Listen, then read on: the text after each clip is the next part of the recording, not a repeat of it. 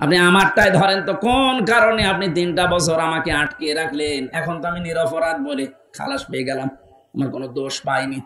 আমার বাড়ি থেকে নিয়ে এসেছে, আমি 2 তলার উপরে ঘুমাচ্ছিলাম, আমার ওখান থেকে নিয়ে এসে অমুক জায়গা থেকে ওনারা গ্রেপ্তার করেছে, অথচ পুরা মিথ্যা কথা। আমার মামলায় লিখে লিখে দিয়েছে ওনার পেয়েছি অমুক জায়গায়, অথচ নিয়ে আসলো বাড়ি থেকে। আমার বাড়ির প্রায় 150-200 মানুষ, সব সাক্ষী। এমন এমন মানুষকে সাক্ষী বানিয়েছে, জীবনে তাদের নাম শোনা দূরের কথা, কোনোদিন চোখেও দেখি নাই। আন্দাজে তারা তারা তারা সাক্ষী দেবে বলে আমার বিশ্বাস হয় না, কারণ তাদের আমিও চিনি না, তারাও আমাকে চিনি না। ধরার পরেই বেকার বেকার আমার বাবাকে বলছে 10 লাখ টাকা দেন, নাই তো 50টা মামলা দেবো আপনার ছেলের নামে। কোথায় পৌঁছিয়েছিল দেখেছেন? দেশটা মগের মূল্য বানিয়ে ফেলিস। আমার বাবা তো গ্রাম্য মানুষ, ভয়ে রিমান্ডের যে নাম শুনেছে যে পিটাবে, শেষ পর্যন্ত 8 লাখ টাকা দিয়ে দিয়েছে। এই মামলা যেদিন খারিজ হয়ে গেল, ওই দিন আমি কল দিয়েছিলাম মামলার আয়ুকে। আমি এতদিন ওরে স্যার বলতাম, ও এখন উল্টো করে আমারে স্যার বলছে যে হুজুর কান্নাকাটি করছিল, হুজুর মাফ করে দেন। কিসের মাফ? আগে ওই 10 লাখ টাকা ফেরত দে। কারণে অকারণে হাজারো মানুষকে আপনি এভাবে জেলখানায় রেখেছেন, যাদের মামলা প্রমাণ হয়ে যাচ্ছে, যারা নির্দোষ খালাস পেয়ে যাচ্ছে।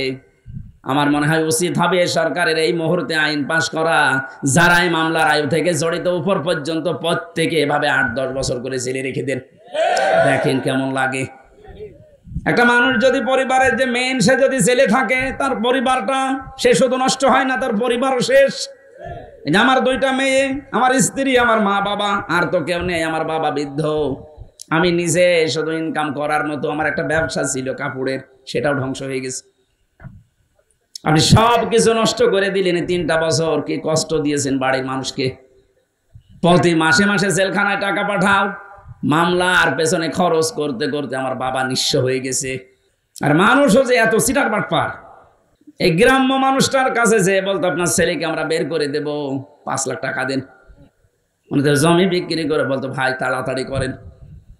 শেষে 2-1 মাস 3 মাস ঘোরার পরে বলতো পারলাম না, টাকা ফেরত দেন, টাকা খরচ হয়ে গেছে। এভাবে একটা মামলা 30 বার যদি হাইকোর্টে তোলা হয়, আপনি কত টাকা খরচ হয় হিসাব করেন।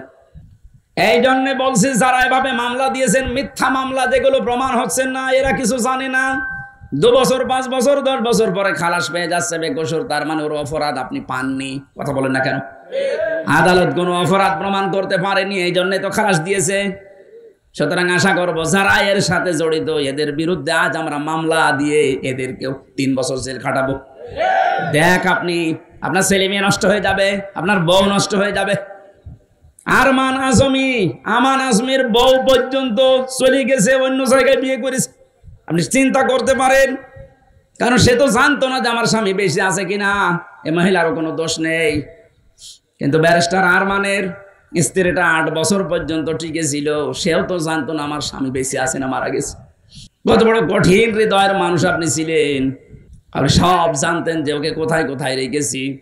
কত কান্নাকাটি করেছে ইলিয়াস, ইলিয়াস আলীর স্ত্রী, তার সন্তান এসে।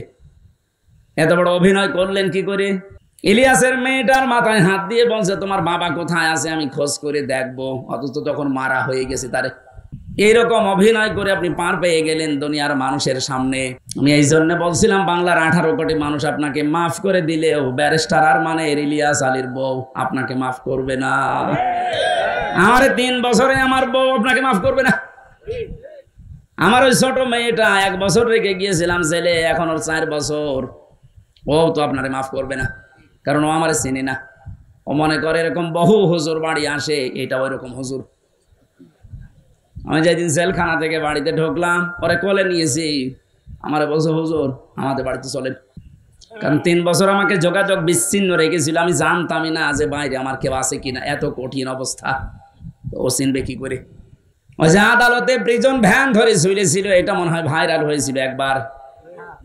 এই দৃশ্যগুলো দেখে এনএসআই যিনি প্রধান ছিলেন ওই সময়, গোয়েন্দা বিভাগের যারা দায়িত্বে ছিল, এসবি স্পেশাল ব্রাঞ্চের, তারা পর্যন্ত, ডিআইজি নাফিউল স্যার পর্যন্ত কান্না করেছে যে না, এটা মেনে নেওয়া যায় না।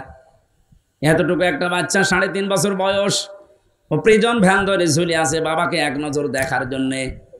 এরপরও আপনার মন গলে নাই। আপনি যদি জানতেন যে অপরাধী, তাহলে তো শাস্তি দিতে পারতেন। আপনি নিজেও জানেন, এমনকি অফিসাররা আমারে বলতো হুজুর আপনি কিছু করেননি, আমরা জানি। কত বড় শয়তান দেখেছেন? নিজেরা বলতো যে আপনি কিছু জানেন না, আমরা জানি, তারপরও ওরা এই অবস্থাগুলো করেছে। এমনি জেলে দিলে তো হতো, জেলে গেলে সারাদিন ঘোরাফেরা করা যায়, বিশাল এরিয়া, এরকম গ্রামের মতো 3-4 গ্রাম মিলে একটা জেলখানা, কাশিমপুর কারাগার এরকম 3-4 গ্রাম মিলে, 1, 2, 3, 4, এখানে সারাদিন যদি ঘোরাফেরা করেন মনে হবে বাড়ির মতোই আসি। বিকাল 5টার সময় তালা লাগিয়ে দেয়, সকাল 7টায় আবার খুলে দেয়। বিভিন্ন মানুষের সাথে দেখা হয়, জেল খাটা ঝামেলা না, খাবারের সমস্যা আছে। কিন্তু আমাদের আর মাওলানা মামুনুল হককে যা করেছে, 24 ঘন্টা ফাঁসির কন্ডেম সেলের ভেতরে তালাবদ্ধ রাখতে, মনে হচ্ছে কি করেছি আমরা, অথচ কিছুই জানি না। আমি আযাবুম মুহিনের কথা বলছিলাম।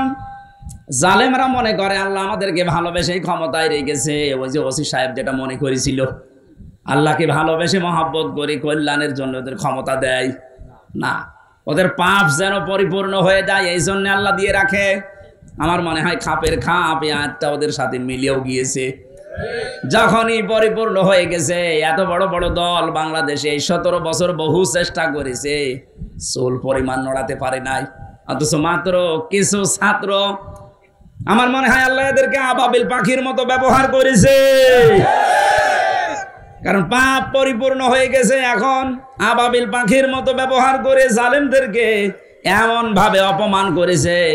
দোয়া করছি মুসাফির অবস্থায়, মাজলুম অবস্থায়, অসুস্থ অবস্থায় বলছি, কারণ জেল থেকে বের হয়ে আমি এখনো পর্যন্ত স্বাভাবিক না। ওরা যা খাওয়াতো আমাদেরকে, বেঁচে থাকা দায়। মাওলানা মামুনুল হক না থাকলে আমি আরো কষ্ট পেতাম। ওনার একটা গরম করার বাটি ছিল, মাঝে মাঝে উনি গরম করে আমাদেরকে খাওয়াতো। তাছাড়া যে খাবার দেয় 10,000 মানুষের খাবার খাওয়া যায়। ডাকাত যারা যায় 27 বছর জেল খাটতেছে, সুইডেন আসলাম, কয়েকদিন আগে বের হয়েছে না, এটা সঠিক কিনা? এরপরে ডেন্সার রাসু ছিল গোপালগঞ্জের, ভয়ঙ্কর তাজ ছিল টাঙ্গাইলের, নাসির বের হয়েছে। এই মানুষগুলো আমাদের উপর তারাই ছিল। এদের হ্যাঁ, এরা 27 বছর জেল খেটেছে, কিন্তু একটু আরামই ছিল। ওদের ভিআইপি তো, ওরা ভেতরে থাকার পরও বাইরে ওদের রাজত্ব চলতো, এই কারণে কোনো অভাব ছিল না। এক এক মাসে ওদের 8-10 লাখ 20 লাখ টাকা খরচ, আর আমাদের 20 লাখ 10,000 টাকা বাড়ি থেকে পাঠাতে আমার আব্বা। যেখানে 20 লাখ খরচ করে একটা লোক, সেখানে 10,000 টাকায় হালে পানি নেবে? এখানে কষ্টটা আরো বেশি দিত। টাকা আনতে পারিস না, টাকা আনবো কি করে? আমার কি ওর মতো বাম হাত ডান হাতের ইনকাম আছে? এই কষ্টগুলো দেওয়ার কারণে শেষ পর্যন্ত, তারপরও বলছি, ওনারা যদি ফাঁসির কন্ডেম সেলে না রেখে আমার শুধু জেলে রাখতো, আমার মনের ভেতরে এত দুঃখ কাজ করতো না। এমন করেছে আমার সহ্যের বাইরে চলে গেছে। আমার মা, বাবা, স্ত্রী আর সন্তান, এদের ছাড়া কাউকে দেখা করতে দেবে না। তাও এরা যদি 3 মাস পরে একবার যেত, 9টা না 10টা গোয়েন্দা বিভাগ থেকে রিপোর্ট লাগবে যে হ্যাঁ এটা মা বাবা। কেন আমি বলে দিচ্ছি যে এই ছবি দেখে এটা আমার মা বাবা হবে না, 9-10টা গোয়েন্দা বিভাগ খবর নেবে। তার মানে ও খবর নিতে 8-10 ঘন্টা শেষ। কুষ্টিয়া থেকে কাশিমপুর কারাগার গাজীপুরে যাওয়া আসা করতে 7 দিন লাগে। আর আমাদেরকে আত্মীয় স্বজন ওখানে আছে। কি করলেন আপনি বলেন তো? আর এখন বলেন আমি কি করেছি আপনি টের পান না? এখানে জুলুম যারা করেছেন তারা তো আমাদের মামলার আসামি শুধু না, আপনারা আল্লাহর মামলার আসামি। ইন্নামাস সাবিলু আলাল্লাযিনা ইয়াজলিমুনা নাস, সূরা শুরার 42 নম্বর আয়াত। আল্লাহ বলেন আমি নিজে জালেমদের বিরুদ্ধে মামলা দেব। এখন যারা দায়িত্বে আছেন, আমরা আশা করব খুব তাড়াতাড়ি রাষ্ট্রের যে সমস্ত জায়গাগুলো সংস্কার করা দরকার, একেবারে টট্ট বটল, বিশেষ করে 1628 জন এই মানুষগুলো যারা মেন দায়িত্বে ছিল জালেমের সহযোগী হিসাবে, এদেরকে এই মুহূর্তে পাল্টানো দরকার। সকাল হতে হতে যেন শুনি প্রজ্ঞাপন জারি হয়ে গেছে নির্বাহী আদেশে যে 1628 জন মানুষ আর নিয়ে এখানে নতুন মানুষ এসে চেয়ারে বসেছে। নয়তো শহীদদের রক্তের সাথে এখনো পর্যন্ত ন্যায় বিচার হচ্ছে না। তারা জীবন পর্যন্ত দিয়ে গেল, আপনি টের পেয়েছেন? উনি মনে করছেন নাকি যে শহীদ আবু সাঈদের জীবনের কোনো মূল্য ছিল না তার কাছে? আমি গিয়েছিলাম কয়েকদিন আগে রংপুরে, ওর বাবা বলছিল যে ও ছোটবেলা থেকে এরকম প্রতিবাদী, শিবিরের সাথী ছিল, ছোটবেলা থেকেই প্রতিবাদ করতো কোনো অন্যায় দেখলে। তো এইটাই তো ইসলামের আসল কাজ, অন্যায় যেখানে প্রতিবাদ সেখানে। যদিও যে শব্দটাকে অনেকে আজ উল্টাপাল্টা ব্যাখ্যা দিয়ে মন গড়া ভাবে নিয়ে ইসলামকে কলঙ্কিত করার চেষ্টা চালিয়েছে, এখনো চালাচ্ছে। জেলখানায় বহু মানুষ এরকম, কিছু আছে উগ্র, হয়তো 5-7 জন, কিন্তু 93-94 জনই সব ভালো মানুষকে ধরে নিয়ে ওরা আন্দাজে নাম দিয়ে বিদেশের মানুষকে এটা দেখাতে চেয়েছে যে এই দেশে জঙ্গি আছে। এর মাস্টার মাইন্ডে যারা ছিল তার ভেতরে এই গোপালগঞ্জের মনিরুল। আমি নাম ধরে বলছি কারণ আমি নিজে ছিলাম, তো আমি দেখেছি, আমার নামও দিয়েছে। অথচ জঙ্গির কোনো বিষয় আমি কিচ্ছু জানি না।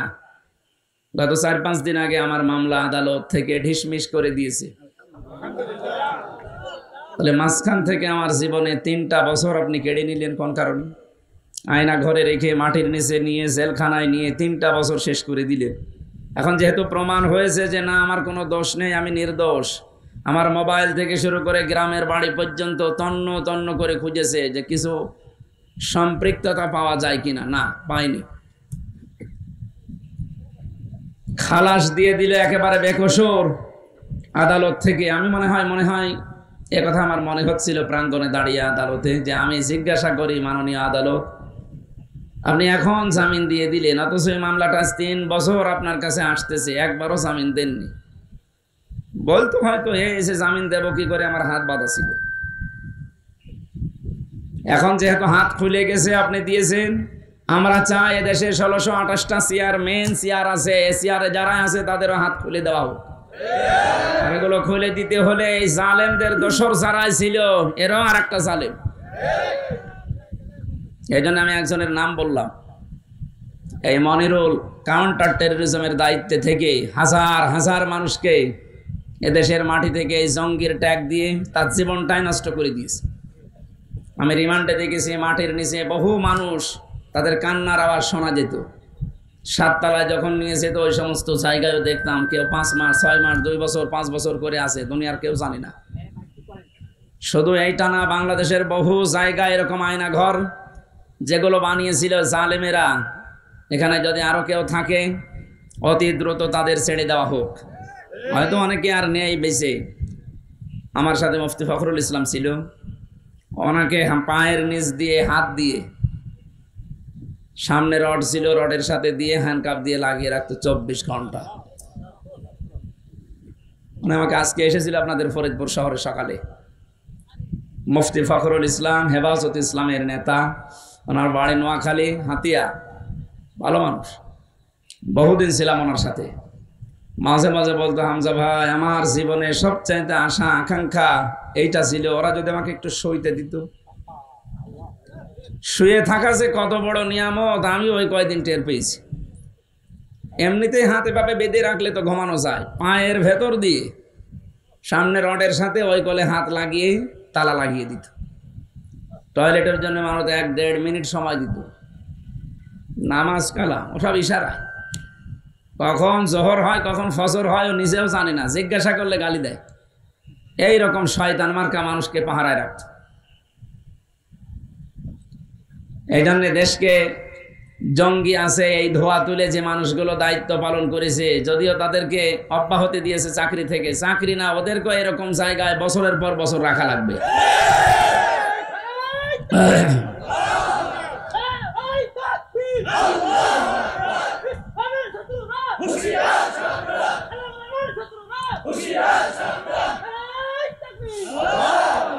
দেখ কেমন লাগে।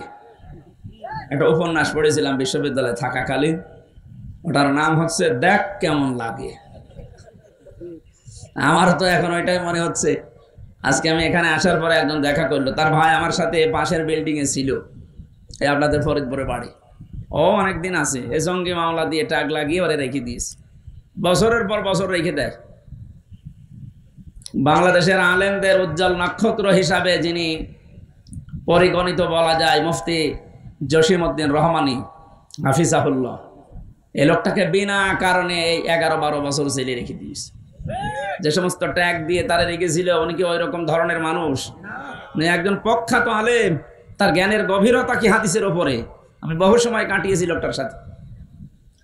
তার জ্ঞানের গভীরতা এবং মুআমালাত মুআশারাত ব্যবহার, যেটা আমি যে সমস্ত মানুষের সাথে মিশে সবচাইতে বেশি আদর পেয়েছি, তার ভেতরে অন্যতম আল্লামা মামুনুল হক হাফিজাহুল্লাহ। ওনার কাছে আমি ঋণী, বহু কষ্ট করেছে আমার জন্য। নিজে খেতে পারতো না, কিন্তু রান্না করে করে এই যে গরম করে করে আমারে খাওয়াতো, ছোট ভাইয়ের মতো দেখতো। আমি আরো বেশি ভালোবাসা পেয়েছিলাম বাংলাদেশ জামাতে ইসলামীর শ্রদ্ধাভাজন আমির ডাক্তার শফিকুর রহমান, লোকটার সাথেও কিছুদিন ছিলাম। মানুষ মনে হয়নি আমার কাছে, মনে হয়েছে একটা জিন্দা ফেরেশতা। মানুষ যে এত নরম হতে পারে আর ব্যবহার যে এত মোলায়েম হতে পারে, আমি কাছে না থাকলে বুঝতাম না। তার যে ইবাদতের মাকাম, তার যে ইবাদতের উচ্চতা, গভীরতা, তার আল্লাহর প্রতি যে ভরসা, আল্লাহর প্রতি তার যে তাওয়াক্কুল, এটা কাছে থাকলে আপনি টের পেতেন। দ্বীনের জন্য, ইসলামের জন্য তার যে ইখলাস, আল্লাহ রাব্বুল আলামিন আমার মনে হয় এরকম কিছু মানুষের ইখলাসের কারণে, কোরবানির কারণে আজ দেশের দিকে একটু রহমতের দৃষ্টি দিয়েছে। এই জন্য আমরা দেখতে পাচ্ছি দিন যত যাচ্ছে ইসলামের দিকে মানুষ তত ঝুঁকতেছে।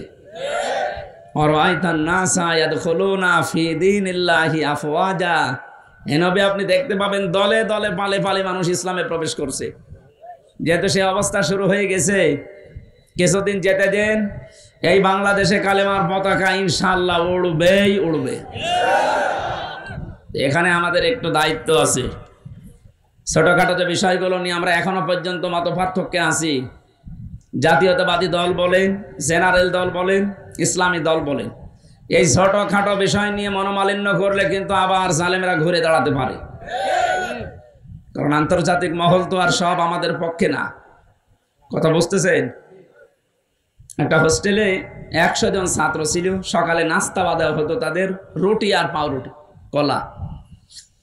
এর ভেতরে 20 জন বলছে এই নাস্তায় আমাদেরকে দেওয়া লাগবে যতদিন আমরা হোস্টেলে আছি। কিন্তু 80 জন বলছে না, এই নাস্তা আমরা খাবো না। হোস্টেলের যিনি দায়িত্বে আছে, ম্যানেজার, তাকে ডাক দেওয়া হয়েছে যে এই নাস্তা পাল্টান। আমরা কেউ কেউ খিচুড়ি খেতে চাই, কেউ কেউ রোল খেতে চায়, কেউ কেউ চিড়া ভিজা খেতে চায়, আর এরা মাত্র 20 জন, এরা পাউরুটি কলা চায়। আমরা এটা চাই না, আমরা পাল্টাতে চাই মেনু। হোস্টেলের ম্যানেজার বলছে ঠিক আছে, তাহলে ভোট দেওয়া হোক। ভোট আরম্ভ হয়ে গেল, কে ভোট বেশি পায় সেইটা চালু হবে। 20 জন তো ঠিক আছে নাকি? এরা তো সে ছোটবেলা থেকে খেয়ে মানুষ, এরা সব কলা পাউরুটিতে আছে। বাকি যারা ছিল তারা ভোট দিয়েছে। রোলের পক্ষে হয়তো 18টা, খেচুড়ির পক্ষে 15টা, চিড়া ভেজার পক্ষে 12টা। এভাবে ভাগ করতে করতে দেখা গেল যে না, 20 যে 20ই বেশি আছে। অথচ 20-এর তুলনায় মানুষ ছিল কয়টা? বলেন না কেন? 80। রংপুরের লাইনের মানুষগুলোকে আমরা একটা নামে ডাকি, কি কারণও আছে, ওরা সহজ সরল একটু বেশি, ওদের প্রশংসা করা যায়। কারণ সহজ সরল মানুষগুলো আর গরিব মানুষগুলো এ দরবেশ বাবার চাইতে 500 বছর আগে জান্নাতে যাবে। কথা বুঝতেছে? দরবেশের বাড়ি ঢাকা আর ওদের বাড়ি রংপুরে। নাম শুনলে আমরা মফিজ বলি। এই মফিজদেরই একজন আবু সাইদ জীবন দিয়ে আমাদেরকে আজ মুক্ত জীবনে ফিরিয়ে দিয়েছে। ঢাকার মানুষ দেয়নি তা না, মুগ্ধ ভাই ঢাকার মানুষ। সম্মানিত ভাইরা, আমি যেটা বলতে চাচ্ছিলাম, ওই জায়গায় একবার মাহফিলে দেখেছিলাম এক লোক হাত তুলেছে, মুরব্বী মানুষ। কি হয়েছে? আমি 1 নাম্বারে যাব। ঠিক আছে যান। আর একজন বলছে আমি 2 নাম্বারে। আর একজন 3 হাত তুলেছে। কি গো? বলছে যে আমি বিড়ি খাবো। তার মানে ওই 2 কাজ করে বিড়ি খেয়ে তারপরে আসবো। এখন কি বলবো? বললাম ঠিক আছে যান, মুরব্বী মানুষ, খেয়ে আবার তাড়াতাড়ি চলে আসবে। তো এখানে যারা উঠতেছেন ওইরকম 3 নাম্বারে আছেন কেউ? 1 নাম্বার 2 নাম্বার ছাড়া 3 নাম্বারে যেন কেউ যাবেন না। তা আমি যেটা বোঝানোর জন্য উদাহরণটা নিয়ে আসলাম, বলেন আপনি বাস্তবতা এখন এই পর্যায়ে পৌঁছিয়েছে। আমরা টুপিওয়ালা মানুষ বলতে শুধু না, এদেশে আমরা যারা স্বাধীনতা চাই, এতদিন স্বাধীনতার নামে আমরা পরাধীন ছিলাম। সত্যিই যদি আমরা স্বাধীন হতে চাই, আল্লাহর বিধান ছাড়া স্বাধীন হওয়া সম্ভব না। যেভাবে চলছে এভাবে যদি চলতে থাকে, আগামীতে কিছুদিন পরে যদি আবার যাদেরকে আমরা বলছি যে না আপনারা আসেন, ওরা এসে এদের চাইতেও ভয়ঙ্কর হবে, যতদিন পর্যন্ত কোরআনে কারিম সংসদে না যাবে। কথা বোঝাতে পেরেছি? সুতরাং আমাদের টুপিওয়ালা মানুষ বলেন, ইসলামে সাই দেয় মানুষ বলেন, সে জাতীয়তাবাদী যাই বলেন, দেশকে যারা ভালোবাসে এইরকম মানুষের সংখ্যা 80টা, আর বাকি ওই 20টা। ওরা এতদিন যা চেয়েছে ওই 20টা তাই চাচ্ছে। কথা বুঝতেছেন? এতদিন যা যা করেছে ওই 20টা ওইটাই চাচ্ছে, কিন্তু আমরা 80টা তো ওইটা চাই না। মানে আমরা নিজেদের ভেতরে যদি ভাগাভাগি করে, কেউ খেচড়ি, কেউ রোলমল, এই সমস্ত জিনিস নিয়ে 20টা পর্যন্ত যেতে না পারি, তাহলে কিয়ামতের আগে কিন্তু এটা পাল্টানো সম্ভব না।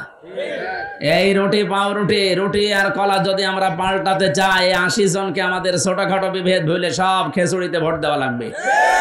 হ্যাঁ, কথা বলছেন? যদি আবার ভুল করেন ওই 20টা কিন্তু আবার আসবে। আল্লাহ আমাদেরকে বোঝার তৌফিক, উদাহরণ থেকে এখন নেওয়ার তৌফিক দান করুন, বলেন আমিন। সম্মানিত ভাইরা, শাহাদত এটা খুব গুরুত্বপূর্ণ একটা বিষয়। 5 তারিখের আগ পর্যন্ত, আগস্টের, আমি কুষ্টিয়া বাংলাদেশ জামাত ইসলামের কুষ্টিয়া জেলা শাখার উদ্যোগে কিছুদিন আগে আলেমদের একটা সমাবেশ করেছিল, 550 আলেমকে নিয়ে, সব ঘরানার। আজকে ফরিদপুরে হয়েছে প্রায় 750 আলেম, সব ঘরানার আলেম এক জায়গায় এসেছিল। মুফতি ফখরুল ইসলাম কওমি মাদ্রাসার মহাতামিম, উনিও এসেছিলেন। জামাতে ইসলামের বাংলাদেশের হামিদুর রহমান আজাদ, কেন্দ্রীয় সেক্রেটারি সহকারী, উনিও এসেছিলেন। ভারপ্রাপ্ত সেক্রেটারি যিনি ছিলেন মাওলানা এটিএম মাসুম, উনিও এসেছিলেন। মাওলানা কামরুল ইসলাম সাইদ আনসারি, আপনাদের পাশের জেলা ফরিদপুর মাদারীপুরে বাড়ি। এই সমস্ত মানুষগুলোর কথা শুনছিলাম, আমি নিজেও 5-7 মিনিট কথা বলেছিলাম। একটু ভাবলাম ওই জায়গায় দাঁড়িয়ে দাঁড়িয়ে যে এই যে সুন্দর একটা দৃশ্য, এখানে 750-এর উপরে আলেম, 3-4 ঘন্টা পর্যন্ত এই অনুষ্ঠান চলছে। অথচ আগস্টের 5 তারিখের আগে এই অনুষ্ঠান 500 না, 750 না, 7.5 জন যদি এক জায়গায় হতো আলেম, 10টা মামলা হয়ে যেত।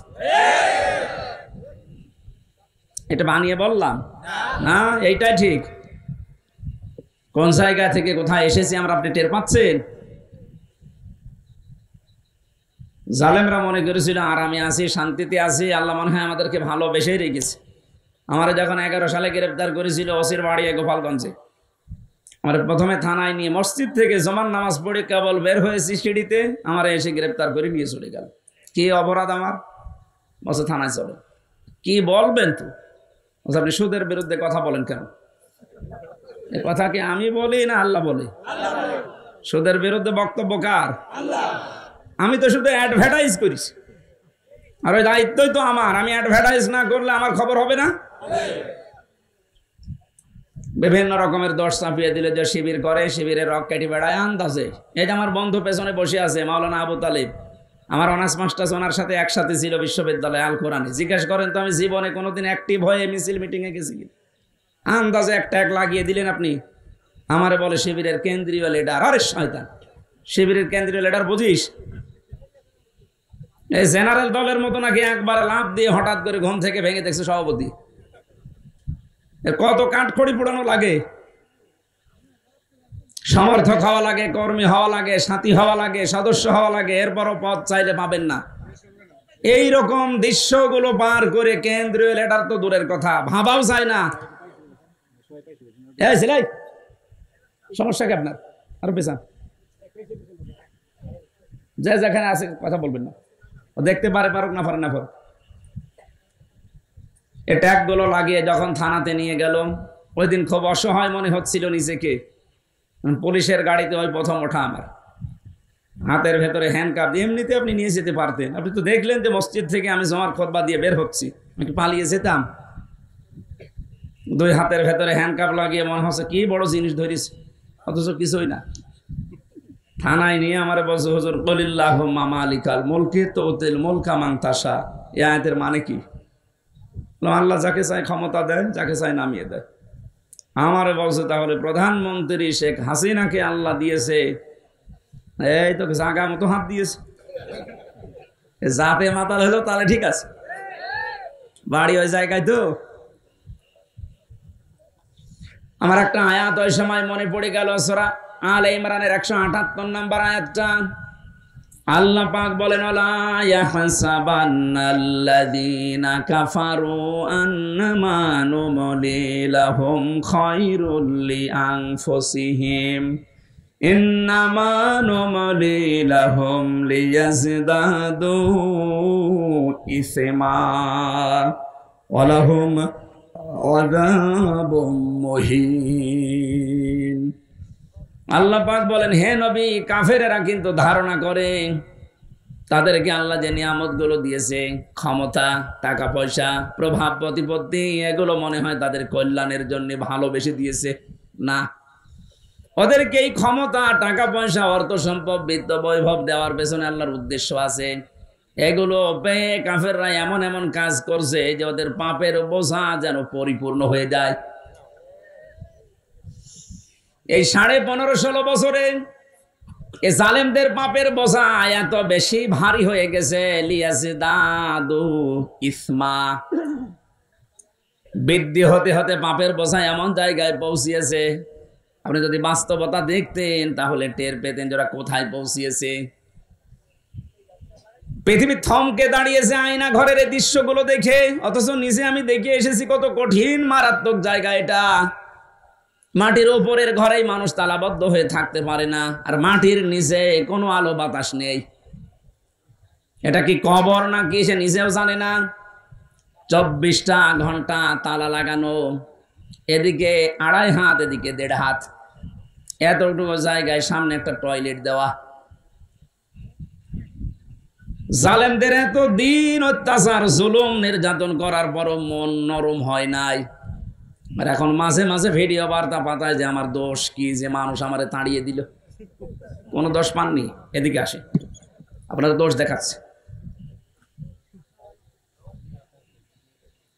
আয়না ঘরের সাথে যারা সম্পৃক্ত, আমার মনে হয় একটাকেও আল্লাহ কোনোদিন ক্ষমা করার কথা না। কারণ যে কষ্ট তারা মানুষকে দেয়, পশুর সাথেও মানুষ এত বড় নিকৃষ্ট আচরণ করে না। আরে ভাই, সেখানে 1 ঘন্টা, 5 ঘন্টা, 10 ঘন্টা, 2 দিন, 4 দিন রেখে ছেড়ে দিলেও তো হয়। আপনি চিন্তা করতে পারেন 8 বছর একটা লোককে ওইভাবে বেঁধে রেখেছে। সারা বাংলাদেশের সব মানুষ যদি এদেশের জালেম যারা ছিল তাদেরকে মাফ করে দেয়, ব্যারিস্টার আরমানের বউ জীবনও মাফ করবে না।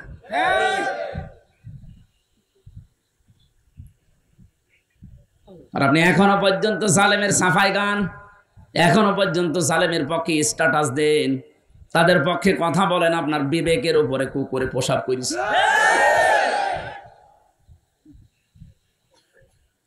বলে আপা আপনি ঘাবড়াবেন না, আপনি ঘাবড়ালে আমরা নরম হয়ে যাই। সেনাবাহিনী ধরেছে ওইটারে নরম বানিয়ে ফেলেছে।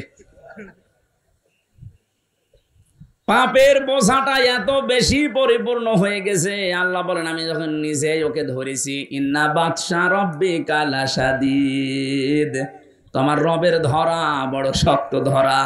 ওয়ালাহুম আযাবুম মুহিন, তাদের জন্য অপমানজনক শাস্তি আল্লাহ রেডি করেছেন। এর প্রমাণ কালামানিক বিসি পর্যন্ত উড়ে গেছিল। ফরিদপুরের একজন সন্তান খান সাহেব নামে, মতিয়ার রহমান খান, ও একটা ডাবিং করেছে টকশোর, কালামানিকের মহিউদ্দিন খান বলছে না, তাই বলে আমার বিসিতে মারবে।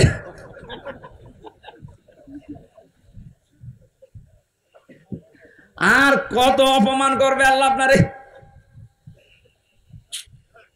আমি তো বাস্তবে আয়াতটা দেখতে পাচ্ছি, আযাবুম মুহিন, অপমানজনক শাস্তি আল্লাহ তাদেরকে যে দেবে, আল্লাহ কিন্তু আরম্ভ করে দিয়েছে। এই জন্য ছোটখাটো জালেম যারা আছে, আজকে অনেক ছোটখাটো জালেমরা বলছে আমরা আর এই জুলুমের দলে নেই, আমরা পরিবর্তন হয়ে ফিরে আসলাম। এখনো সময় আছে, আসেন তাড়াতাড়ি, নাতে মরণের ঘন্টা বেজে গেলে কিন্তু আর তওবা কবুল হবে না। কারণ জালেমদেরকে আল্লাহ এত বেশি ঘৃণা করেন। আল্লাহু লা ইয়াহদিল কওমাজ জালিমিন, আল্লাহ বলেন জালেমদের আমি হেদায়েত দিচ্ছি না, দেব না। জালেম ছাড়া পৃথিবীতে জালেমের কোনো হেদায়েত নসিব হবে না, এখন হচ্ছে না, কিয়ামত পর্যন্ত আল্লাহ জালেমদের হেদায়েত দেবে না। এদের প্রতি আল্লাহর এত বেশি রাগ হয়ে যায়, ফেরাউনও কিন্তু শেষ। ও বলেছিল আন্নাহু লা ইলাহা ইল্লাল্লাহ বলতে পারে না। আপনি তাফসিরে দেখবেন, ওই যখন একবার পানির নিচে ডাকছিল, আবার উপরে ভেসে ওঠে, পানি খেতে খেতে পেট মোটা হয়ে গেছে, তখনও বলেছিল আন্নাহু লা ইলাহা ইল্লাল্লাহ বলতে যাবে, জিবরাইল এসে মুখের উপরে কাদা লাগিয়ে দিয়েছে। যত মানুষকে জুলুম, অত্যাচার, নির্যাতন, স্বৈরাচারী কায়দায় কষ্ট দিয়েছ, তোমার এই কষ্টের সাথে হাজার হাজার মানুষের চোখের পানি লেগে আছে। তোর এখন আর তওবা কবুল হবে না, তোর মুখ দিয়ে আল্লাহর ওই কালেমা এখন আর বের হবে না, তোকে আমি রেখে দিলাম, যা। আল আনা ওয়াকাদ আসাইতা ক্বাবলু ওয়া কুনতা মিনাল মুফসিদিন। এখন স্বীকার করছো যে আমি ভালো হয়ে গেলাম, এখন বলছো আমি তওবা করছি না, আজকে আর হবে না, এর পূর্বে তুই স্বৈরাচারী ছিলি। এই জন্য স্বৈরাচার যারা, ফ্যাসাদ যারা সৃষ্টি করে, জমিন যারা বিশৃঙ্খলা তৈরি করার চেষ্টা চালায়, আল্লাহ পাকের হেদায়েত থেকে তারা চিরবঞ্চিত হয়ে যায়। ফেরাউনের জীবনী পড়ার পরে আমি লেডি ফেরাউনকেও মিলিয়েছি, সবগুলো খাপের খাপ মিলে যায়। ফেরাউন ক্ষমতা নেওয়ার পরে 4টা কাজ করেছিল ওর বন্ধু হামানের কথা মতো। এই পৃথিবীতে বহু ফেরাউন যারা আছে, সে পুরুষ হোক আর লেডি হোক, এই মানুষগুলো দেখলাম এই 4টা কাজই হাতে নিয়েছে। হাজার হাজার বছর আগে ফেরাউন ওই সময় প্রথমে ক্ষমতা পেয়ে এই কাজ চালু করেছিল যে আসমানি কিতাবের শিক্ষা রাখা যাবে না। আমি যেটা দাবি করতে চাই, এই দাবি যদি আমি পূরণ করতে সক্ষম হতে চাই, তাহলে আসমানি কিতাবের আলোচনা চলবে না। কারণ দাবি করার চেষ্টা চালিয়েছিল আনা রব্বুকুমুল আ'লা, আমি সব চাইতে বড় রব, আমার উপরে আর কিছু চলবে না। ওটা নয় আরবিতে বলেছিল, এটা মাতৃভাষায় বাংলাতে অনেকেই বলছে আমার উপরে আর কেউ নেই, বেশি ঝামেলা করবা সব বন্ধ করে দেব, এরকম কথা বলতো না? কথা বলেন না কেন? এই কথাটা আপনি আরবি করেন তো, ফেরাউনের কথার সাথে পুরো মিলে যায়। প্রথমেই হাত দিয়েছিল শিক্ষা ব্যবস্থায়, আসমানি কিতাবের শিক্ষা থাকবে না। এই 15.5 বছরের ভেতরে এমন জায়গায় আমরা দেখলাম আসমানি কিতাবের শিক্ষা প্রায় পুরাপুরি মিটিয়ে ফেলেছে। গত পরশুদিন দেখলাম মাদ্রাসা ইসলাম শিক্ষা পড়াচ্ছে এক হিন্দু। চিন্তা করতে পারে কোথায় পৌঁছিয়েছে? মাদ্রাসা ইসলাম শিক্ষা যদি একটা হিন্দু পড়ায়, বাকিগুলোর অবস্থা কি? দেশটা কোথায় পৌঁছিয়েছে যে জাতীয় মসজিদের ইমাম পর্যন্ত পালিয়েছে।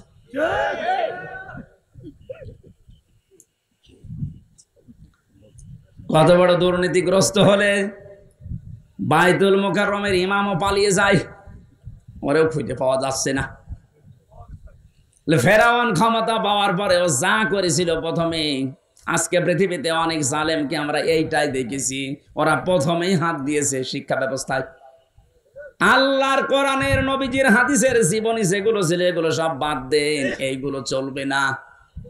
এভাবে যদি 10টা বছর চালাতে পারে, হামান ফেরাউনকে বলেছিল বন্ধু 10টা বছর যদি আসমানি কিতাবের আলোচনা বাদ দিয়ে জাতিকে চালাতে পারো, পুরা জাতি গোমরা হয়ে যাবে।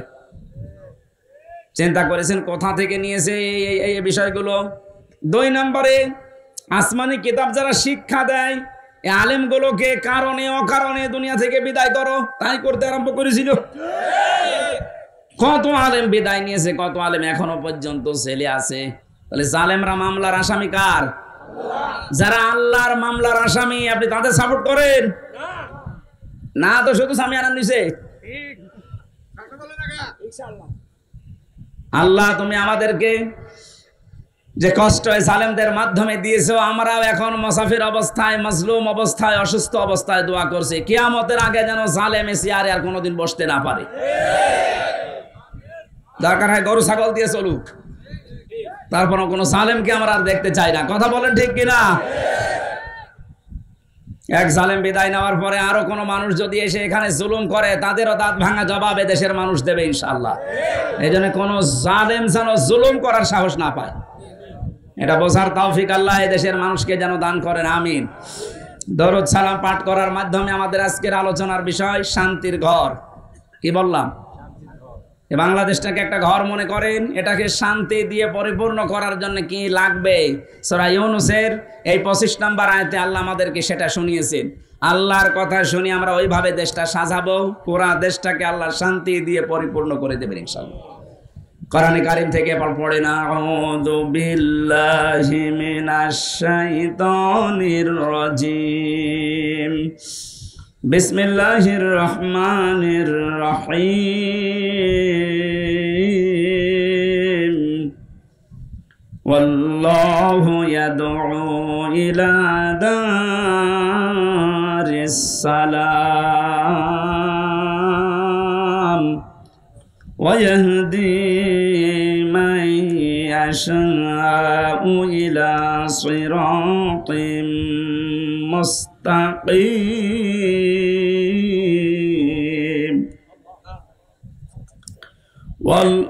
লিল্লাযীনা আহসানুল হুসনা ওয়া জিয়াদা। আপনাদের কষ্ট হয়ে যাচ্ছে? নিচে কি ভেজা নাকি? একটু খেয়াল করে শুনবেন, আমরা তাফসীর আকারে কথা বলবো ইনশাআল্লাহ। সূরা ইউনূস কোন সূরা? বলেন বলেন। এটা একটা নবীর নাম। কার নাম? মানুষ বিপদে পড়লে একটা দোয়া পড়ে, দোয়ার নাম কি? জালেমরা এমন বিপদে পড়েছে দোয়া পড়তে পারে না, কারণ আল্লাহ যারে বসিয়েছে তার নাম ইউনূস। ও পড়বে কি করি? দোয়া ইউনূস পড়তে গেলে ওর নাম আসবে। এজন্য বলছে আমি এমন ঝামেলা আছি, বিপদে পড়ে যে ইউনূস পড়বো সে কায়দাও নেই, যে আসতেছে ওর নাম কি?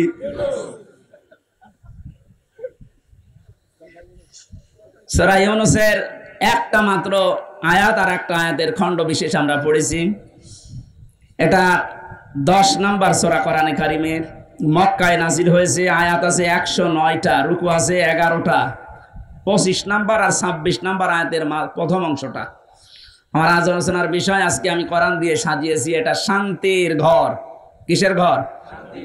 ঘরটা যদি শান্তির হয় এ পৃথিবীর মানুষের হায়াত বেড়ে যাবে। এই যে আমরা পুরুষ মানুষ যারা আছি, বাইরের জীবন থেকে যখন সাংসারিক জীবনে আসি, ঘরটা যদি শান্তির ঘর হয়, আল্লাহ পাক আমাদেরকে ওই দোয়াও শিখিয়েছেন যে আমার কাছে এই দোয়াটা করো, রব্বানা হাবলানা মিন আজওয়াজিনা ওয়া যুররিয়াতিনা কুররাতা আ'য়ুনিন ওয়াজআলনা লিল মুত্তাকিনা ইমামা। আল্লাহ পাক বলেন, বান্দারা আমার কাছে বল, হে আমাদের রব, তুমি আমাদেরকে বউ দাও, সন্তান আদি দাও, এমন সন্তান এমন স্ত্রী আমাদের কপালে তুমি তৈরি করে দাও যেগুলো দেখলে আমাদের চোখ শীতল হয়ে যায়। ফরিদপুরবাসী এমন বউ দরকার যে বউ দেখলে আমাদের চোখ শীতল হয়ে যায়, অন্যদিকে আমাদের মন আর না যায়। বউ শুধু সুন্দরী হলে এটা হবে তা না, বউকে দিনদার হওয়া লাগবে। এই পৃথিবীর ময়দানে যত কর্মে যত কঠিন কাজ আছে, বাইরের জীবনের সব শক্ত কাজগুলো করে যখন মানুষ বাড়িতে আসবে, ঘরে প্রবেশ করার সঙ্গে সঙ্গে স্ত্রীর মাধ্যমে আল্লাহ একটা আলাদা শান্তি পুরুষকে দেবে। আমিন আয়াতিহি আন খালাকাকুম মিন আজওয়াজিকুম লিতাসকুনু ইলাইহা ওয়া জাআলা বাইনাকুম মাওয়াদ্দাতা ওয়া রাহমা। এই আয়াতের ব্যাখ্যা বিশ্লেষণ এইটাই বলে। এই জন্য মানুষ কাবা শরীফ যখন তাওয়াফ করে, প্রত্যেকটা চক্কর দেওয়ার সময় আমি দেখেছি রুকনি ইয়ামিনি থেকে শুরু করে হাজরে আসওয়াদ, এই জায়গাটা পার হওয়ার সময় লক্ষ লক্ষ মানুষেরা পড়তে থাকে, রব্বানা আতিনা ফিদ দুনিয়া হাসানা। হে আল্লাহ, দুনিয়ায় হাসানা দাও। তাফসীরে হাক্কানিতে দেখেছি দুনিয়ার হাসানা প্রধানত 3টা। 1 নম্বরে শান্তির ঘর। ওই ঘরটা শান্তির ঘর যে ঘরের ভেতরে ইসলাম আছে, যে ঘরের মেয়ে লোক সন্তানগুলো ইসলাম মেনে চলে। বাইরের জীবন থেকে আসার পরে এই ঘরটা আল্লাহ এমন শান্তি পরিপূর্ণ করে রাখে, বাইরের যত ক্লান্তি শ্রান্তি সব আল্লাহ ঘরে প্রবেশ করলে দূর করে দেয়। এই যে রাতের বেলা এখন বাড়ি রাস্তা দিয়ে যাওয়ার সময় কত রকমের ভয়, কিন্তু ঘরে প্রবেশ করলে একটা আলাদা শান্তি আল্লাহ তৈরি করে দেয়। আল্লাহ রাব্বুল আলামিন বলেন, আমার ইসলামের একটা ঘর আছে, এই ঘরটা পরিপূর্ণ করা শান্তি দিয়ে। এই ঘর যদি কেউ শান্তি দিয়ে পরিপূর্ণ করে নিতে চায়, কমপক্ষে 16টা বিষয় দুনিয়াতে তাকে মানা লাগবে। আল্লাহ এই ঘরের দিকে আমাদেরকে আহ্বান জানাচ্ছেন, আল্লাহু ইয়াদউ ইলা দারিস সালাম। আল্লাহ তোমাদেরকে ডাকতেছেন শান্তির ঘরের দিকে। তাহলে আল্লাহ যে ঘরের দিকে ডাকে, ঘর কিসের ঘর বলেন তো? আরো জোরে বলেন। ঘর বানাতে হলে আমরা কয়েকটা জিনিস পাই, এদিকে তাকান।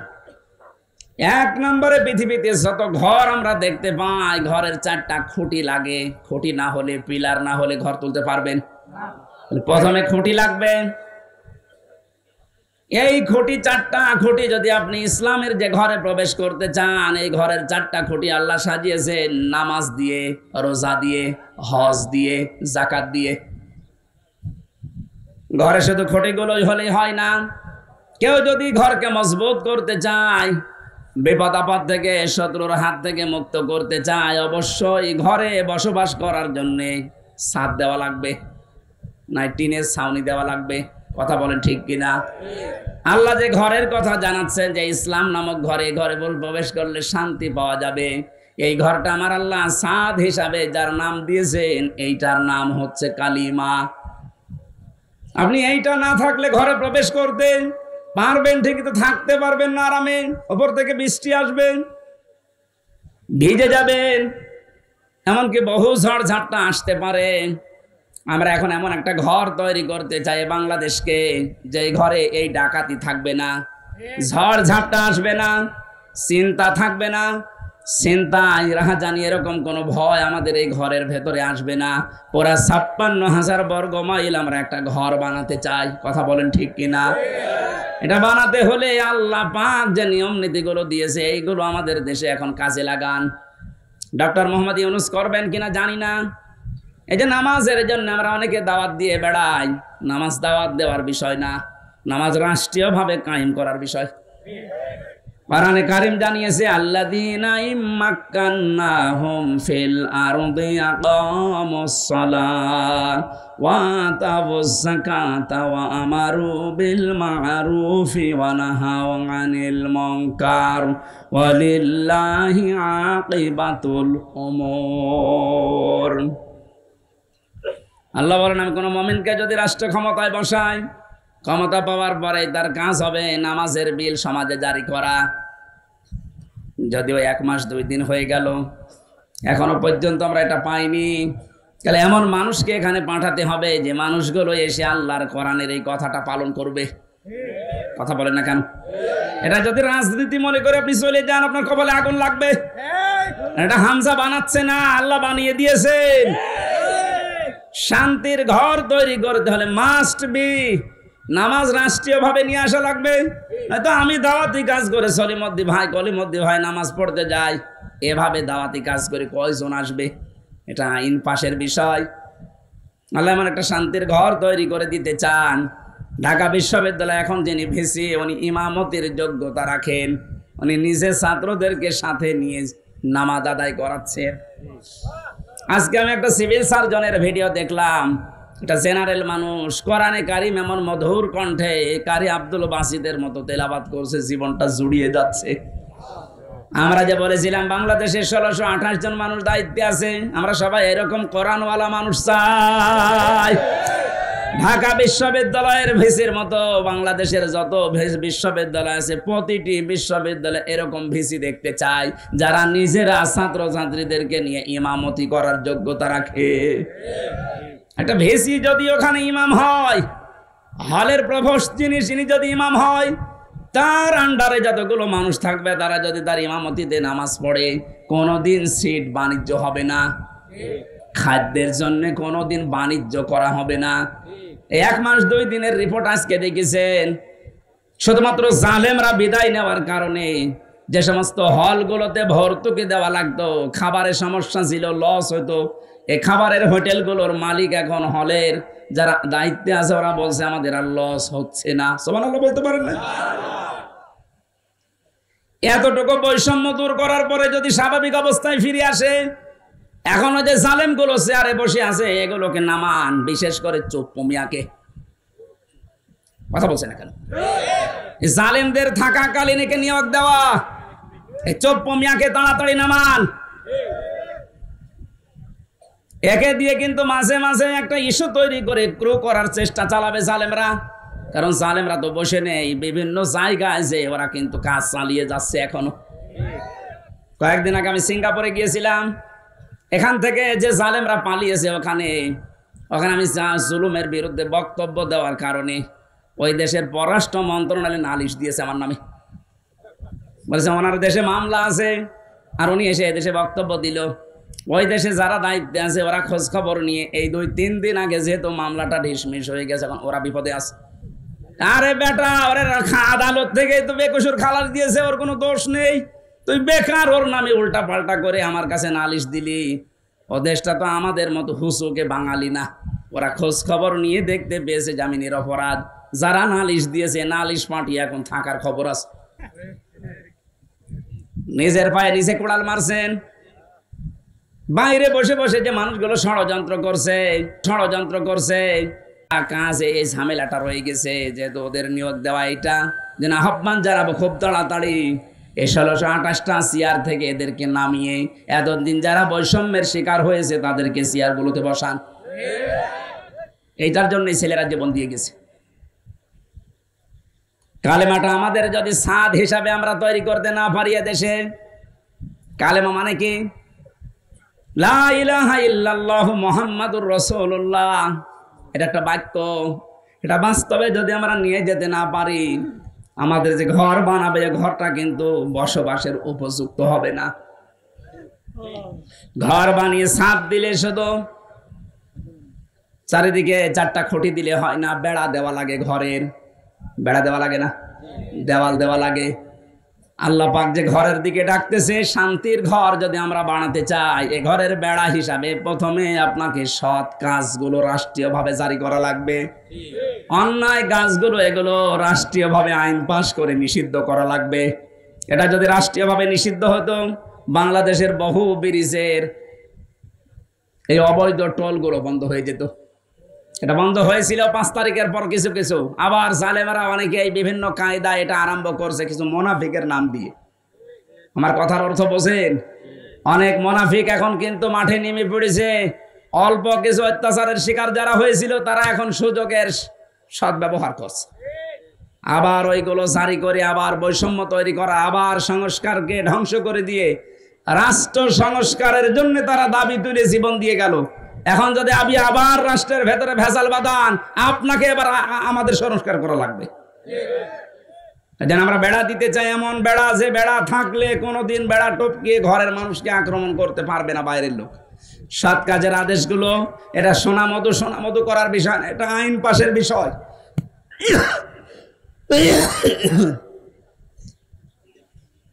সামাজিক জীবন ঠিক করা লাগবে জ্বালানা হিসাবে। ঘরে জ্বালানা লাগে, ভেন্টিলেটর লাগে। পারিবারিক জীবন ঠিক করা লাগবে এই ঘরকে মজবুত করার জন্য। পারিবারিক জীবন ঠিক করার সেই সর্বপ্রথম যেখান থেকে বিয়ে করে মানুষ শুরু করে, ওখান থেকে ইসলামকে নিয়ে যান। বাংলাদেশে বহু জায়গায় বিবাহের ক্ষেত্রে দেখা যায় হারাম কাজ দিয়ে বিয়ে আরম্ভ হচ্ছে। অনেক ছেলে তার বাবাকে সহ দেখতে যায় মেয়ে। কোথায় পেয়েছেন এটা? ওই মেয়েটাকে আপনি বিবাহ করবেন, আপনার জন্য দেখা যায় যাচ্ছে একবার, আপনার বাবার জন্য দেখা যায় যাচ্ছে বিয়ের আগে। কথা বলেন না কেন? বিয়ের আগে যে আপনি তাকে দিয়ে দেখাচ্ছেন, এটা হারাম দিয়ে শুরু করছেন। অনেকে আবার দোলা ভাই নিয়ে যায়। এই যে পারিবারিক জীবনের যে বেড়াটা, যে জ্বালানাটা আমরা নষ্ট করে ফেলেছি আজ, এই জন্য মায়েদের পেটে এখন আর আব্দুল কাদের জেলানি আসে না। এই কথা বলছে না কেন? আসলে আজকেও কত মানুষ দোয়া চাচ্ছিল। আমি দিনের বেলা আজকে মাহফিল ছিল আমার মাগুরা শ্রীপুরে, কত মানুষ ছোট ছোট বাচ্চা নিয়ে এসে দোয়া চাচ্ছে। তো দোয়া করেন ছেলে যেন আব্দুল কাদের জেলানি হয়, অমুক হয়। আব্দুল কাদের জেলানি ছেলে এমনি হবে? আব্দুল কাদের জেলানি যে মায়ের পেটে এসেছিল, ওই মায়ের পেটের দিকে তাকান আর আপনার স্ত্রীর পেটের দিকে তাকান। এর পেট তো পরিমনির চাইতে খারাপ। হ্যাঁ কথা বলেন। সারা দেশের মানুষ দেখা শেষ, আর আব্দুল কাদের জেলানির মায়ের পেট তো ওইরকমই ছিল। ওনার জীবনে পড়তে গিয়ে পেয়েছি, মাকে একদিন জিজ্ঞাসা করছে, মা আমাকে পেটে রাখা অবস্থায় তুমি কোনো হারাম কাজ করেছিলে? মা তো মন খারাপ করে ফেলেছে, ডাক দিয়ে বলে, সন্তান আমার কি বললে? তোকে পেটে নিয়ে কোনো হারাম কাজ করবো মানে? হ্যাঁ, আমার মনে হয় তুমি আমার পেটে নিয়ে কোনো হারাম কাজ করেছিলে, নয়তো আমি যা পড়ি আমার কোনো পড়া মনে থাকতে চাই না। মা বলছে, বাবারে প্রশ্ন যখন করলি তোকে পেটে নিয়ে কোনো হারাম কাজ করেছি বলে আমার মনে হয় না, তবে একটা কথা আমার মনে আছে, আমার পেটে যখন তোর বয়স 9 মাস, কয় মাস, তোকে নিয়ে আমি বেড়াতে গিয়েছিলাম তোর নানির বাড়ি। উঠানের উপরে দেখলাম কিছু আচার রোদে শুকাতে দিয়েছে, ওইটা আমি তুলে খেয়ে ফেলেছিলাম। পরবর্তীতে জানলাম যে ওটা পাশের বাড়ির একজন রোদে শুকাতে দিয়েছে। ও বাবা আব্দুল কাদের, মানুষের জিনিস আমি না বলে খেয়েছি, আর এটা হচ্ছে চুরি। এটা কি? কারো জিনিস না বলে খাওয়া, না বলে নেওয়া, এর নাম চুরি। এর নাম কি? আরো জোরে বলেন। যেহেতু আমি চুরি করে ফেলেছি, ওই হারাম মালের প্রভাব তোর মেধার উপরে পড়েছে, এই কারণে তোর পড়া মনে থাকে না। ফরিদপুরের মা বোনেরা, আপনারা আছেন কিনা আমি জানি না, আপনার পেটে আব্দুল কাদের জেলানি, ফাতেমাতুজ জোহরা এমনি আসবে। তার সন্তান পেটে রাখা অবস্থায় মানুষের জিনিস না বলে খাওয়ার কারণে তাও ভুল করে মনে করেছিল আমার নিজের মায়েরটা। এই কারণে যদি মেধার উপরে সন্তানের প্রভাব পড়ে, আর আপনারা আমাদেরকে পেটে নিয়েছে যারা, ওরা কত কিছু না বলে খেয়ে হজম করে ফেলে। আমাদের পারিবারিক জীবনের যে এই যে বেড়াটা ছিল, দেওয়ালটা ছিল, এটা আমরা নষ্ট করে ফেলেছি। এখন আবার আরম্ভ করেন আস্তে আস্তে ভালো করার। একজন মহিলাকে 14 জন পুরুষ মানুষ দেখতে পারে, কিন্তু মুখমণ্ডল, হাতের কবজি আর পায়ের পাতা বাদ দিয়ে পুরা শরীর ঢেকে রাখা লাগবে। আর বাকি কারো সামনে তো মেয়েদের যাওয়া জায়েজ নেই। যে 14 জন পুরুষের সামনে আপনি যেতে পারবেন, তার ভেতরে আপনার বাবা, দুধ বাবা না, আপনার আপন বাবা হওয়া লাগবে, নাম ডাকা বাবা না। অনেকে ধর্ম বাবা পাতিয়েছে, তার সামনে কোনো পর্দা নেই, বাবা শাহজালাল, সব হালাল। এটা জায়েজ আছে? কিসের ধর্ম বাপ? আপনি শুধু যেতে পারবেন আপনার আপন বাবার সামনে, আপনার নিজের ছেলের সামনে, বোনের ছেলের সামনে, মেয়ের জামাইয়ের সামনে। মেয়ের জামাই মানে কি? মেয়ের স্বামী যেটা, ওটা আপনার জামাই তো। এটা আবার এই এলাকা অনেকে বোঝে না। চট্টগ্রামে আবার ওই স্বামীকে বলে জামাই, আরেক ভেজাল। এই জন্য বলছি, মেয়ের যেটা স্বামী ওইটা তো আপনার জামাই হয় সম্পর্কে, তার সাথে আপনি দেখা করতে পারবেন শাশুড়ি হিসাবে, কিন্তু মুখমণ্ডল, হাতের কবজি, পায়ের পাতা, এ পুরা শরীর ঢেকে রাখা লাগবে। মাথার চুল নিজের মেয়ের স্বামী ওই জামাইকে দেখানো যায় না। কিন্তু অনেক শাশুড়ি চুলে শ্যাম্পু করে দেখায় যে বাবাজি। শেষ পর্যন্ত অনেক শাশুড়িকে নিয়ে জামাই যে পালিয়ে গেছে, এ বাংলাদেশে নেই। আমাদের বেড়া এমন নড়বড়ে হয়ে গেছে, বেড়া দিয়েছে এসে ঢুকে পড়ে। এ বেড়ায় শান্তি আসবে? শুধু এই দেওয়ালগুলো না, বেড়াগুলো না, এরপর আবার জ্বালানা আছে। এই জ্বালানাগুলোর নাম আল্লাহর কোরআনে আমি বিভিন্ন জায়গা থেকে মিলিয়ে পেয়েছি। অর্থনীতির জ্বালানা লাগানো লাগবে, সাংস্কৃতিক জ্বালানো লাগানো লাগবে। আর সাংস্কৃতিক জগৎটার জ্বালানা আমরা এমন ভাবে খুলে দিয়েছি, ভারতের আগ্রাসন, আকাশ সংস্কৃতির নামে এমন এমন কিছু আসে। এখন শুনলাম যে নাকি ভারতের এই 36টা চ্যানেলের অনেকগুলো চ্যানেল বন্ধ হয়েছে। আমি জানি না, এটা আইন পাস করে এই মুহূর্তে বন্ধ করে দেওয়া দরকার। কোনো শিক্ষা নেই এই চ্যানেলগুলোতে, বিশেষ করে Star Jalsha, Star Plus, Zee Plus, Zee Bangla. কি শেখেন এখান থেকে? শুধু তালাতালি করা আর এর কথা ওর কাছে লাগান। ডক্টর মোহাম্মদ ইউনূস একটা নবীর নাম, এরপর আবার মোহাম্মদ, দুইটা। আপনি ডক্টর মানুষ, অনেক শিক্ষিত মানুষ, আশা করব বাংলার জনগণ আশা করে আছে 96% মুসলমান। আপনি তাড়াতাড়ি আইন পাস করে ভারতের এই 36টা চ্যানেল বন্ধ করে দিন। কারণ ভারতের এত বড় দেশে বাংলাদেশের একটা চ্যানেলও চলে না। একটা চ্যানেল চলতো তাও আংশিক, এটিএন বাংলা, বাকি একটাও চলে না। আমি তো বহুদিন ভারতে থাকতাম, অথচ 36টা চ্যানেল চলছে এই দেশে। তাও শিক্ষামূলক কিছু দেখলে দেখা যায়, সব আকাশ সংস্কৃতির নামে এমন এমন কিছু দেখায়। আমার মনে হয় বাবা আর মেয়ে এক জায়গায় বসে দেখলে দুইজনে অজ্ঞান হয়ে যাবে। এই কথা বলছে না কেন? তাহলে এই জ্বালানাটা, এই যে সাংস্কৃতিক জগতের জ্বালানা, অর্থনীতির জ্বালানা, সামাজিক জীবনের জ্বালানা, এই জ্বালানাগুলো ঠিক করার দরকার না? এ নেওয়া লাগবে কোরআন থেকে। সব ঔষধ এখানে দেওয়া আছে। অনুনাজ্জিলু মিনাল কোরআনি মা হুয়া শিফাউন ওয়া রাহমাতুল লিল মুমিনিন। এ কোরআন নাযিল করার ধারাবাহিকতা এমন এমন বিধান আমি দিয়েছি যেটা মুমিনদের রোগ মুক্তির কারণ হবে। এ সমস্ত বিষয়গুলো যেহেতু রোগ দিয়ে ভরা, এই জ্বালানাগুলো ভেন্টিলেটর লাগে, এগুলো আমরা ঠিক করব। এগুলো মুআমালাত, মুআশারাত, মানুষের সাথে কথা বলতে হলেও আপনি বাইরে থেকে কথা বলবেন, যখন হাসি মুখে বলবেন। মোবাইলে যখন কথা বলবেন এমন নরম ভাষায় বলা লাগবে যেন এক একটা কথা সাদগা দেওয়ার মতো সওয়াব হয়। এই বিষয়গুলো দিয়ে যদি আমরা ঘর, জ্বালানা, দরজা, আকাশে যে ছাদ, টিনের ছাদ হোক, আর এমনিতে চুনসুরকির ছাদ হোক, ছাদগুলো যদি কোরআনের আয়াতগুলো দিয়ে, হাদিসগুলো দিয়ে আমরা বানাতে পারি, এইরকম বাংলাদেশের 56,000 বর্গ মাইলের ঘরে ঢুকলে আপনি আসলেই শান্তি পাবেন। আল্লাহু ইয়াহদি মান ইয়াশাউ ইলা সিরাতিম মুস্তাকিম। আল্লাহ যাকে ইচ্ছা তাকে সরল পথের দিশা দেন। আমরা যদি এভাবে ঘরে প্রবেশ করতে পারি হেদায়েতের সহকারে, লিল্লাযিনা আহসানুল হুসনা ওয়া জিয়াদা। আল্লাহ যদি জিয়াদাতুন না দিত, এখানে 2 পেশ আছে। এ তানবিনের অর্থ পেয়েছি আমি তাফসিরে ফি জিলালিল কোরআনে। মুফাসসির লিখেছেন যারা ভালো কাজ করে তাদের উত্তম কিছু আমার আল্লাহ রেখে দিয়েছে, এবং তার চাইতেও বেশি এবং ধারাবাহিক ভাবে। এখানে আরবি গ্রামার যারা বোঝে, তাফসির পড়ে, ওনারা জানবেন শুধু জিয়াদা এরকম আল্লাহ দিলে আল্লাহর নিয়ামতটা থেমে যেত। আল্লাহ যেহেতু জিয়াদা তুম দিয়েছেন, আল্লাহ রাব্বুল আলামিন এরকম শান্তির ঘর তৈরি করে যারা সত্যি প্রবেশ করতে পারবে, যারা হেদায়েত সহকারে দুনিয়ার জীবনটা শেষ করতে পারবে, এদের যে নিয়ামত আল্লাহ দেবেন এটা শুধু শেষ না, এটা অব্যাহত থাকবে। এবং সর্বশেষ নিয়ামতের নাম হচ্ছে আল্লাহর সাক্ষাৎ। আল্লাহ এটা দিয়ে যেন আমাদের ধন্য করেন, আমিন, আল্লাহুম্মা আমিন।